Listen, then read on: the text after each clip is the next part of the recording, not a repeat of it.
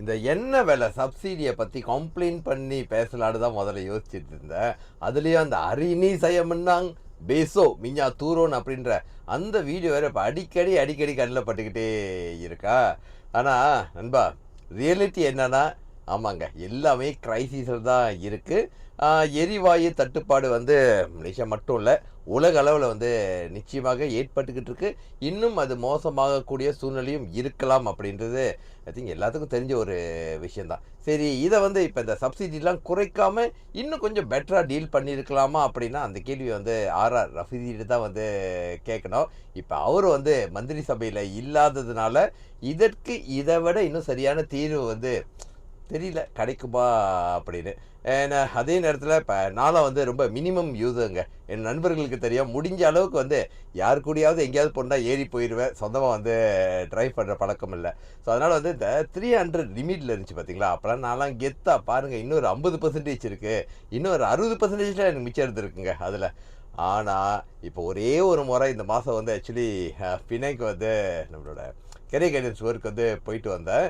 இப்போ 6 நாளில் என்னோட பேலன்ஸ் வந்து 38% வந்ததுக்கு அப்புறம் தான் உண்மையிலே இதெல்லாம் என்னை தாக்குமா அப்படின்னு யோசித்த ஒரு விஷயம் வந்து நண்பா தாக்கத்தை ஏற்படுத்துது. ஸோ எங்கேயாவது போடணும், ஈவன் இப்போ கூட வந்து காடியில் வந்து காடியை ஆஃப் பண்ணிகிட்டே நம்ம வீடியோ செய்யலாமான்னு சொல்கிற அளவுக்கு இருக்குது. ஆனால் இந்த சூட்டுக்கு வந்து ஆஃப் பண்ணிட்டுலாம் செய்ய முடியாதுல்ல. ஸோ நிச்சயமாக இந்த எரிவாயு தட்டுப்பாடு தாக்கங்கள் ஏற்படுத்துது. நம்மளுடைய எதிர்பார்ப்பு அரசாங்கம் இதை விட இன்னும் பெட்டரான ஒரு தீர்வு எல்லாத்துக்கும் கொடுக்கும் அப்படின்னு. ஏன்னா 90% நம்மளோட மலேசியர்கள் வந்து இதனால் பாதிக்கப்பட மாட்டாங்கன்னு சொல்லியிருந்தாங்க. ஐ திங்க் வாய்ப்பில்லை ராஜா. வாய்ப்பில்லை. ஏன்னா இதனால் வந்து ஒரு தொடர் பாதிப்புகள் வந்து அல்லது ஒரு செயின் எஃபெக்ட் கண்டிப்பாக இருக்கும். ஸோ சீக்கிரமாக இருக்கணும், சேமிக்கணும் அப்படின்ற ஒரு விஷயத்தெல்லாம் தாண்டி நண்பா, எரிவாயு அதாவது நம்மளோட ட்ராவலிங் வந்து கண்டிப்பாக வந்து கண்ட்ரோல் படுத்தணும். இப்போ தான் ஒரு வாரம் ஆயிருக்கு. ஐ திங்க் 2-3 வாரத்தில் இதோட எஃபெக்ட் வந்து எல்லாத்துக்கும் தெரிய ஆரம்பிச்சுன்னு நினைக்கிறேன். ஸோ கீழே உங்களோட எவ்வளோ பேலன்ஸ் இருக்குது உங்களோட பூடி 95ல் இந்த ஒரு வாரத்தில் அப்படின்னு கண்டிப்பாக கமெண்ட் பாக்ஸில் பகிர்ந்துக்குங்க. பார்ப்போம் நம்மளுக்குள்ளே வந்து அந்த ஒரு விஷயம் வந்து எவ்வளோ பயன்படுத்தியிருக்கோம் அப்படின்னு.